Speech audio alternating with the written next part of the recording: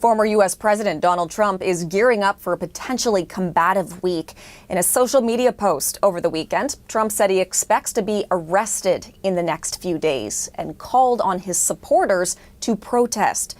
Trump is likely hoping news of an impending arrest will galvanize his base, but lawmakers on both sides of the aisle are urging people to remain calm. Magda Gabrisalesa is tracking the story for us. She joins us now from Washington. So Magda, good morning. What exactly has Trump said about all of this? Well, he mentioned illegal leaks from the DA's office. And in this post right here, he is telling people that he'll be arrested on Tuesday. But his lawyers now say there's been no word from the DA's office and that Trump is just basing this on media reports. So let's talk about what this case is about. It is about alleged hush money paid to adult film star Stormy. All right, people. Welcome back to Dr. John Podcast. Washington has crossed a threshold that has never been crossed in American history. Lawmakers are no longer debating impeachment timelines or vote margins. They are standing on the floor of Congress and demanding that Donald Trump be arrested, not impeached, not removed through constitutional process, arrested, handcuffed, taken into custody right now. And these aren't fringe voices. In an effort to keep her from talking about an affair that she said she had with Trump. And this was all leading up to the 2016 election. Michael Cohen, who was then Trump's personal lawyer at the time, he said he paid $130,000 up front, and then the Trump organization paid him back the next year. And the allegation is that the payments were falsely listed as being for legal expenses. Now, Cohen has already spent time behind bars on a number of charges, including ones connected to this case. And he's already testified in this case before the grand jury. Meanwhile, Trump maintains he's done nothing wrong. And on his platform, he called on his supporters to protest and take the nation back, echoing comments that he made leading up to the Capitol attack on January 6th. So now Republican House Speaker Kevin McCarthy, who supports Trump, is also calling for people to stay calm. I don't think people should protest this, no. When someone says that they can protest, he would probably be referring to my tweet. Educate people about what's going on. He's not talking in a harmful way, and nobody should. Nobody should harm one another in this. Now, while it may be expected that charges are going to be laid, the fact is there is no official word on the timing right now. These are serious lawmakers with real institutional power who have made the calculation that allowing Trump to remain in office for one more day is more dangerous than the constitutional earthquake that arresting a sitting president would trigger. The bipartisan nature of these demands is what should truly terrify anyone who has been watching this crisis unfold from a distance. This is not Democrats versus Republicans anymore. This is not the predictable partisan warfare that has defined Washington for decades. President Trump facing outrage from Democrats tonight after demanding the arrest of a half-dozen Democratic lawmakers, suggesting they be executed for posting this video. We want to speak directly to members of the military, where 6 Democrats, all with national security backgrounds, urge members of the military to disobey any illegal orders from President Trump. No one has to carry out orders that violate the law or our Constitution. Referring to the video, President Trump writing, "Seditious behavior from traitors, lock them up," and "seditious behavior punishable by death." Later reposting a comment in which someone wrote, quote, "hang them, George Washington would." Democrats condemning the comments, calling for extra security for the members involved. This is perhaps the most reckless, irresponsible thing that he has done all Congress, and it's going to get a lot of us killed. We have kids. The president want to execute members of Congress? No. The White House firing back. They're suggesting, Nancy, that the president has given illegal orders, which he has not. And to suggest and encourage that active duty service members defy the chain of command is a very dangerous thing for sitting members of Congress to do. And they should be held accountable. And that's what the president wants to see.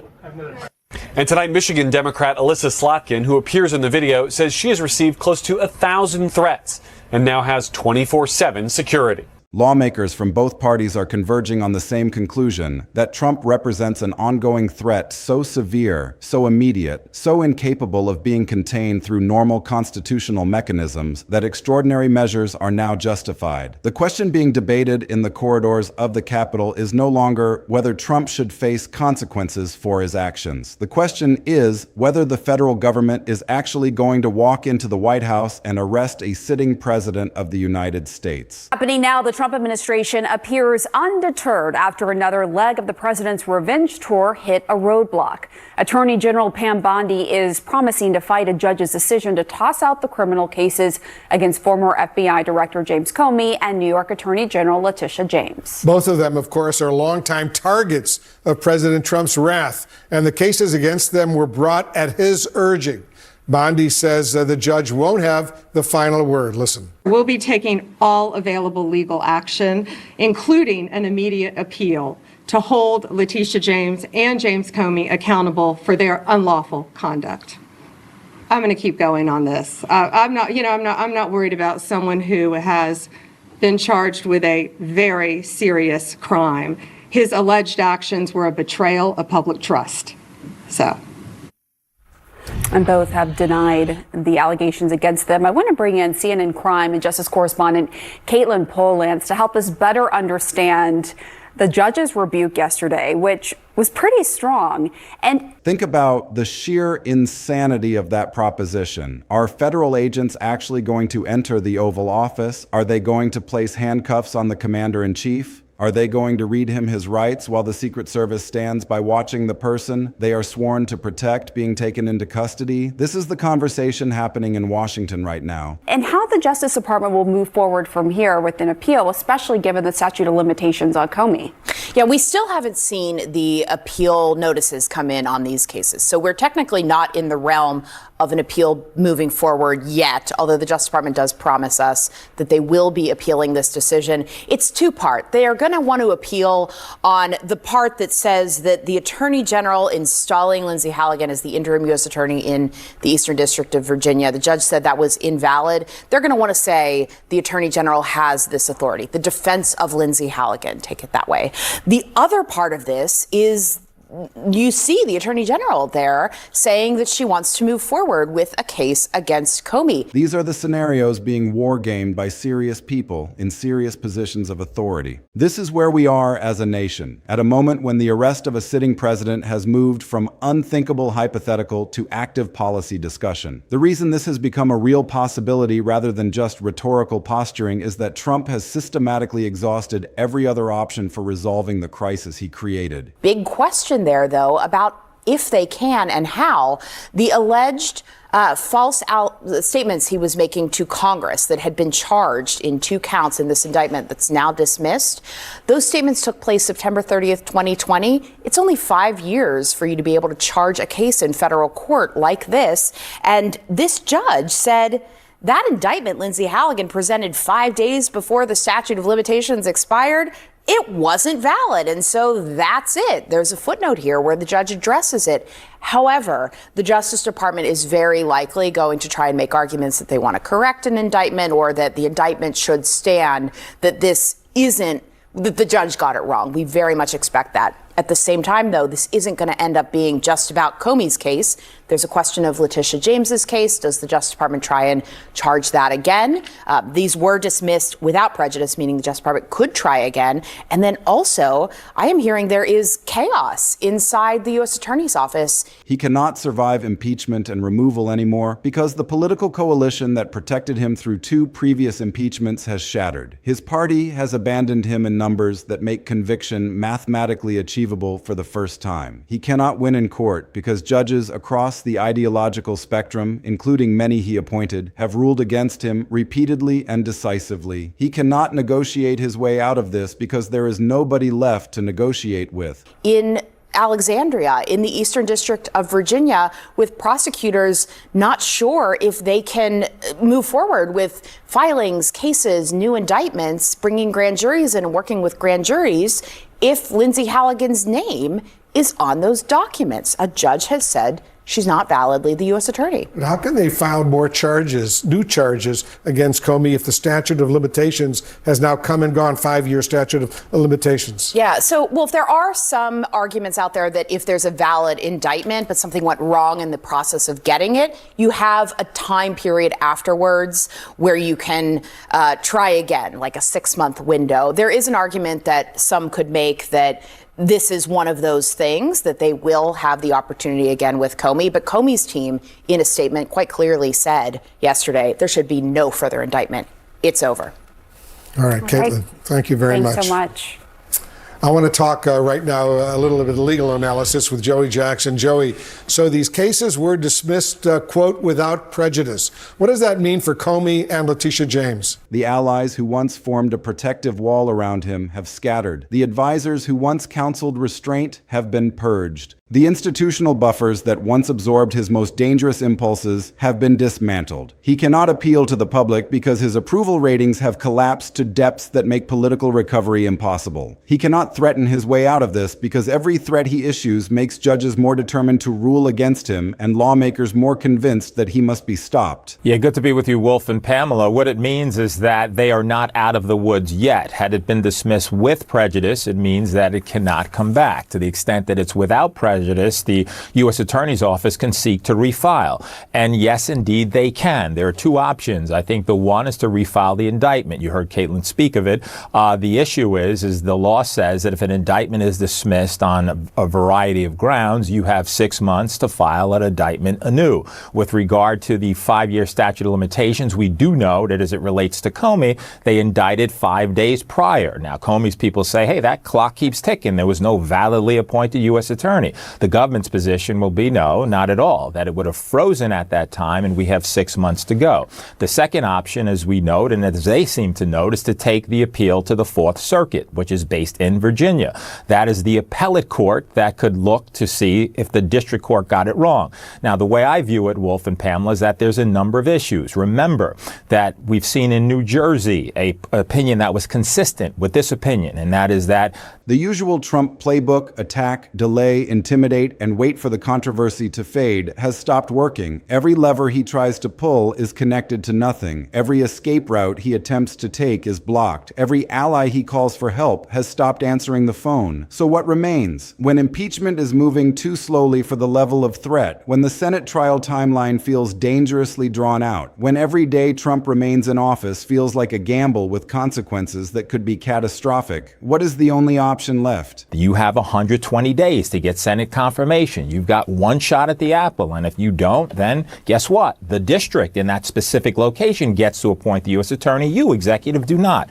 We saw it happen in Nevada. Same ruling. Invalidly appoint a U.S. attorney. We saw it happen in California. Why am I saying this? Because there's precedent. I know how oftentimes the politics are, oh, this was a lunatic judge who made a lunatic decision. Nonsense. There's precedent for it. Last piece of this, Wolf, and that's this. When Samuel Alito was at the Department of Justice, he wrote a legal opinion indicating that exactly what this judge ruled as it relates to the dismissal of the indictment on Comey and dismissal on Letitia James is to the 120 days to get Senate confirmation. That's what it is. Now, this Justice Department takes a contrary view, but interesting, if it goes up to the Supreme Court, will he change his opinion on that, or will he be consistent with what he said almost 40 years ago? Interesting. If the Attorney General, Pam Bondi, appoints a Senate-confirmed U.S. attorney to review these files, could that person bring a more durable indictment against the New York Attorney General, Letitia James? Arrest. Arrest before removal is complete. Arrest while he still technically holds the office. Arrest as the emergency measure that stops him from governing, from issuing orders, from accessing the nuclear codes, from deploying the military, from doing whatever desperate thing a cornered president might attempt in his final hours of power. There are serious constitutional and legal arguments being constructed right now to justify such an unprecedented action. Well, I think it's going to be heavily litigated. I think still what we have to remember in speaking about this is that this procedural technicality was decided on one specific ground, and that was as it related to a validly appointed U.S. attorney. There are still a number of other arguments, as we know, with respect to whether the indictments would be valid. Is this a vindictive prosecution? Was the prosecution brought about not because there were factual meritorious issues, but because they're enemies of the president? Does his social media feed really feed into that narrative. Was it properly presented to the grand jury? Did the entirety of the grand jury get to see and evaluate what her charges were and what Comey's charges were? So there's a number, what I'm saying, Wolf, is there's a number of other issues, not just the 120-day issue as to whether the indictments are valid. I don't think we get to the merits. If Trump is deemed a threat to national security, a genuine and immediate threat that cannot wait for the Senate to complete its trial, then the government's obligation to protect the country from harm might override the traditional deference to presidential immunity. If Trump is deemed a threat to the constitutional order itself, actively working to subvert the very system he swore to preserve, then the logic of self-defense that is embedded in every democratic constitution might justify measures that would never be contemplated in normal times. If Trump is deemed too unstable to have access to nuclear weapons, too erratic to be trusted with the football that follows every president everywhere, then the dozens of military officers and national security professionals who have warned about his fitness might provide the predicate for emergency action. Lawyers in the executive branch are discussing these theories right now. Constitutional scholars are being consulted about the boundaries of presidential arrest. Members of Congress are asking their staffs to prepare legal memoranda on the question of whether a sitting president can be taken into custody if the threat he poses is sufficiently grave. This is not speculation or fantasy or the plot of a political thriller that someone dreamed up during a late-night writing session. This is the actual work product being generated in the offices of the United States Congress while the clock ticks down on whatever comes next. The desperation driving this conversation cannot be overstated. We are not living through normal political times. We are living through a moment when the judiciary has essentially rejected Trump's entire approach to presidential power, when his own party has essentially concluded that he is more liability than asset, when his political base has begun to fracture under the weight of scandal and failure, when the financial system has crushed him with judgments that threaten his entire business empire. We are living through a moment when every major institution in American life has turned against him simultaneously, and the convergence of all these pressures has created a situation where the normal processes of accountability feel dangerously slow. When every institution is moving against you, when there is no political path forward and no legal path forward and no financial path forward, when the walls are closing in from every direction and the only question is which one reaches you first, then the options narrow to almost nothing. And in that narrowing, arrest starts to look not like an extreme measure, but like the only measure left. The logic becomes cold and clinical. If he cannot be reasoned with, if he cannot be negotiated with, if he cannot be removed fast enough through the constitutional process, then he must be stopped through the only mechanism that remains. There is also something deeper driving these arrest demands, something that goes beyond political calculation or legal strategy. There is a genuine and growing belief among lawmakers who have access to intelligence briefings and national security assessments that Trump is genuinely dangerous. Not politically dangerous in the way that opposition parties always consider each other dangerous. Actually dangerous in the way that keeps security professionals awake at night. Lawmakers are looking at Trump's behavior not through the lens of partisan advantage, but through the lens of threat assessment. They see his attacks on judges, explicit threats against members of the judiciary who have ruled against him. They see his threats against Congress, language that would trigger law enforcement investigations if directed at any other target. They see his social media posts, the increasingly unhinged rants that seem to come at all hours without any filtering from staff or lawyers. They see all of this, and they conclude that this man is too unstable to remain in power, too unpredictable to have access to the nuclear football, too willing to cross lines that no previous president has even approached.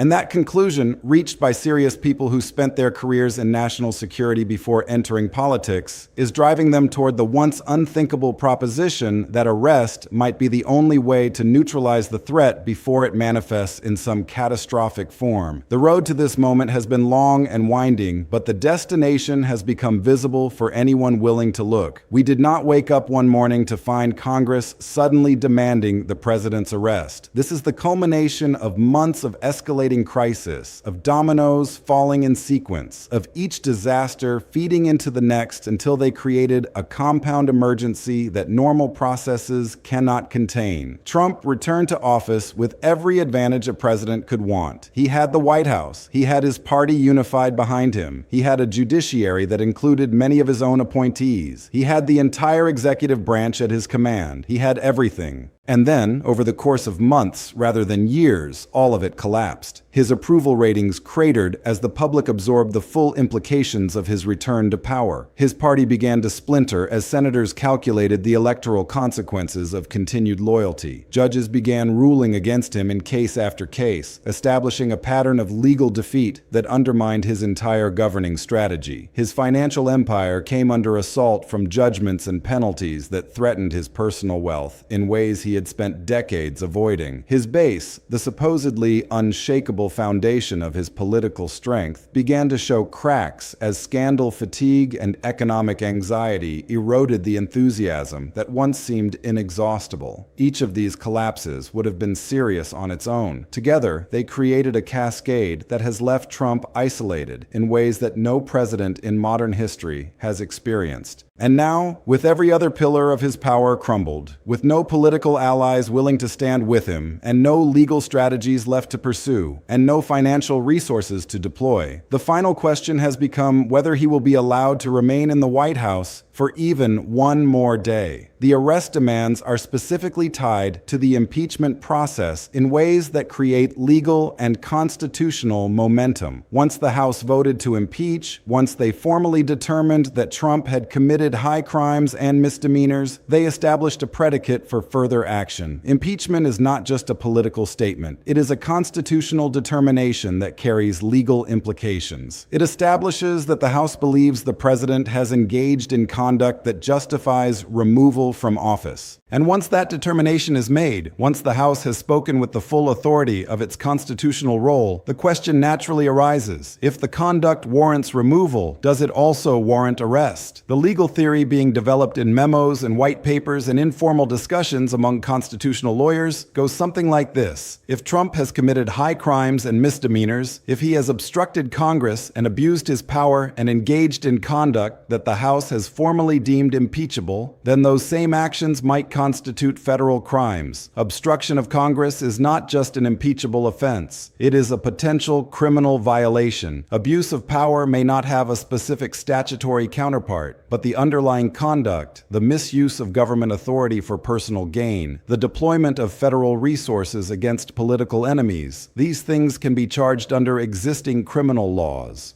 If the conduct is criminal, if it violates federal statutes that carry prison sentences, then arrest is not just a political act. It is a law enforcement action based on probable cause that a crime has been committed. And if the person who committed those crimes happens to be the sitting president, the constitutional question becomes whether the presidency provides immunity from arrest as well as immunity from prosecution. The Constitution does not explicitly say the president cannot be arrested. The Supreme Court has never ruled that a sitting president enjoys absolute immunity from law enforcement action. The question has simply never arisen because no previous president has ever engaged in conduct that prompted serious discussion of arrest while in office. Trump has now forced the legal system to confront questions that were previously left to academic speculation because no one imagined they would ever need practical answers. His behavior since the impeachment vote has only accelerated the momentum toward arrest. Rather than showing any restraint, rather than signaling any willingness to accept the constitutional process, he has escalated. He has continued attacking judges with language that grows more threatening each day. He has continued threatening investigators and prosecutors and witnesses. He has continued posting content that his own former advisors describe as unhinged. He has shown absolutely no remorse, no recognition that his conduct might have crossed lines, no willingness to de-escalate the crisis he created. Lawmakers look at this behavior and they see someone who will not stop, who cannot stop, who will keep pushing and escalating until something breaks. And they are asking themselves what happens when that something is the constitutional order itself. There is a genuine and well-founded fear about what Trump might do in his final days or weeks in office if he believes removal is inevitable. A president who knows he is about to lose power has access to tools that could cause immense damage on his way out. He could issue pardons for himself and his allies, attempting to place himself beyond the reach of future prosecution. He could destroy evidence, ordering the shredding of documents and the deletion of files that would be crucial to future investigations. He could deploy the military military, invoking emergency powers to create a crisis that might delay or disrupt the constitutional process. He could incite violence, calling his supporters into the streets in numbers that would overwhelm law enforcement. He could attack judges or members of Congress directly, using the platform of the presidency to target individuals who have moved against him. These are not fantasies concocted by paranoid critics. These are scenarios that national security professionals are actively planning for, running tabletop exercises to game out how the government would respond if a cornered president attempted to use his remaining powers to obstruct his own removal. The arrest demands are driven in part by the recognition that waiting for the Senate trial to conclude might give Trump exactly the window he needs to do something catastrophic. If arrest removes him from the equation immediately, if it takes him out of the Oval Office and away from the levers of power, then the window closes. Then the nightmare scenarios become impossible. Then the constitutional process can proceed without the constant threat that the subject of that process will use his remaining authority to blow up the system rather than accept its judgment. The constitutional implications are staggering. No sitting president has ever been arrested by federal law enforcement in the entire history of the American Republic. The founders did not explicitly contemplate this scenario because they assumed that a president facing impeachment and removal would accept the judgment of Congress rather than attempt to cling to power through extra-legal means. They designed a system that depended on certain baseline assumptions about how presidents would behave, assumptions that Trump has systematically demolished. The Constitution does not explicitly prohibit the arrest of a sitting president. It does not explicitly authorize it either. The question has simply never been tested because it has never needed to be tested. What the Constitution does provide is a framework for handling presidential misconduct through impeachment and removal. The House impeaches, the Senate tries the case. If convicted, the president is removed from office and becomes subject to ordinary criminal prosecution. That is the normal process. That is how it is supposed to work. But the normal process assumes a president who will not use the powers of the office to obstruct the process itself. It assumes a president who will not deploy the military against Congress. It assumes a president who will not incite violence to disrupt the trial. When those assumptions no longer hold, when the president has demonstrated a willingness to cross every line that previous presidents respected, the normal process may no longer be adequate. The arrest demands also serve a strategic function in the broader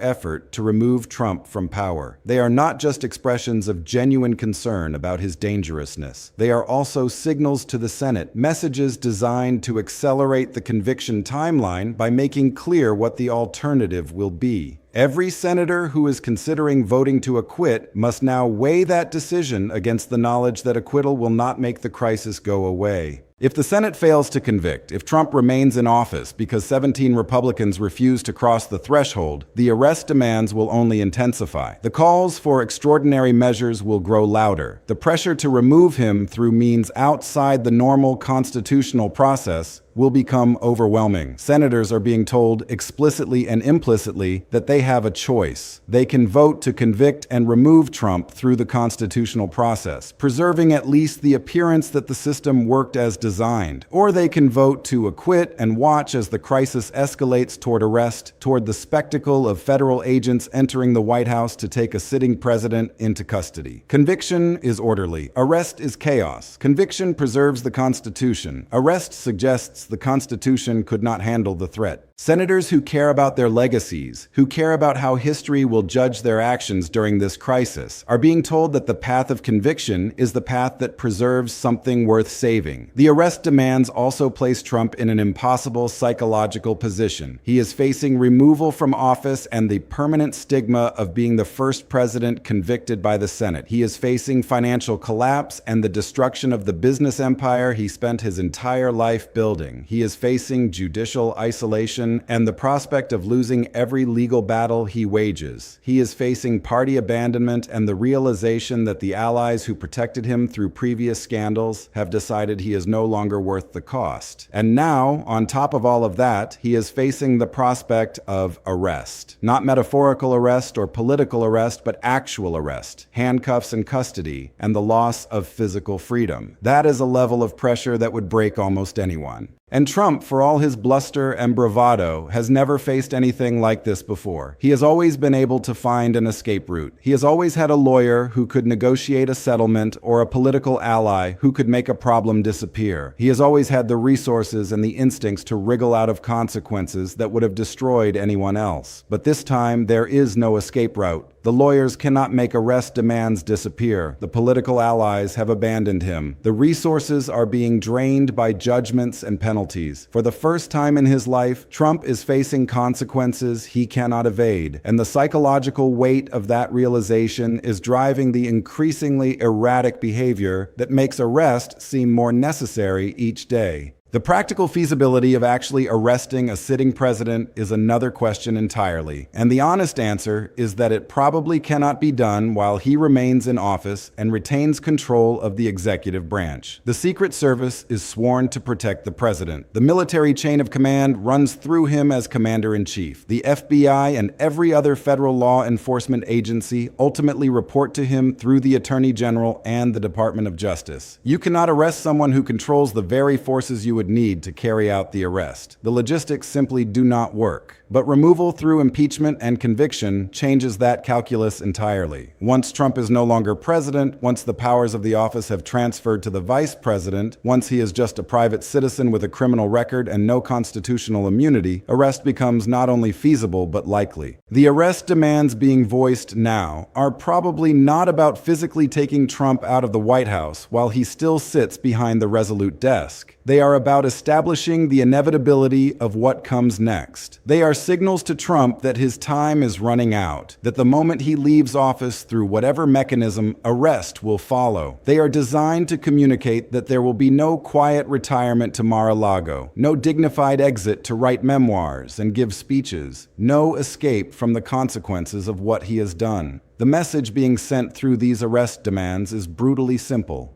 You are finished. You are going to be removed from power through the constitutional process or through extraordinary measures if the constitutional process moves too slowly. And once you are removed, you are going to be arrested and prosecuted and imprisoned. There is no deal to be made. There is no way out. There is only the inevitability of consequences that you have spent your entire life avoiding. The Senate Republicans who hold Trump's fate in their hands are being pressured by these arrest demands in ways that make conviction more likely. If they vote to acquit, they are not just voting to keep Trump in office. They are voting in favor of the chaos that will follow. They are voting for the spectacle of an arrest attempt. They are voting for the constitutional crisis that will erupt when Congress tries to remove a president through means outside the normal process. That is a vote that would haunt them for the rest of their careers and for the rest of their lives. The safer vote, the politically defensible vote, the historically respectable vote is conviction. The arrest demands make that calculation clearer with every passing day. Trump's only remaining option at this stage may be resignation. If he steps down voluntarily, if he negotiates a deal with the incoming president that includes some form of immunity or pardon, he might be able to avoid the worst consequences. But that requires Trump to do something he has never done in his entire life. Accept defeat, admit that he has lost, and walk away from a fight. Everything in his psychology rebels against that option. He has built his entire identity around never backing down, never admitting weakness, never accepting that anyone else has power over him. Resignation would require him to acknowledge that the system beat him, that the institutions he spent years attacking ultimately proved stronger than his ability to destroy them. That may be a step too far, even with arrest and prosecution waiting on the other side. If he does not resign, if he stays and fights, if he forces the system to go through every procedural step while he uses his remaining powers to obstruct and delay and threaten, then removal is coming through the Senate trial and arrest is coming after that. The outcome is the same either way. The only variable is how much damage he causes on his way down, how much destruction he inflicts on the constitutional order in his final desperate attempts to avoid the consequences that have been building since the moment he returned to power. The arrest demands represent the final act in a drama that has been unfolding since Trump first entered politics. They represent the moment when the system stops negotiating and starts imposing consequences. They represent the recognition that some threats are so severe that extraordinary measures are not just justified but necessary. and they represent the ultimate test of whether American democracy can survive a president who refuses to accept its limits. The days ahead will determine whether this test is passed. The Senate will vote, the trial will proceed, the evidence will be presented, and at the end of that process, either Trump will be removed through the constitutional mechanism or the crisis will escalate to a level that no one can predict. The arrest demands are a warning about what happens if the constitutional mechanism fails. They are the backup plan, the emergency option, the final resort. The hope is that they will not be necessary. The fear is that they will.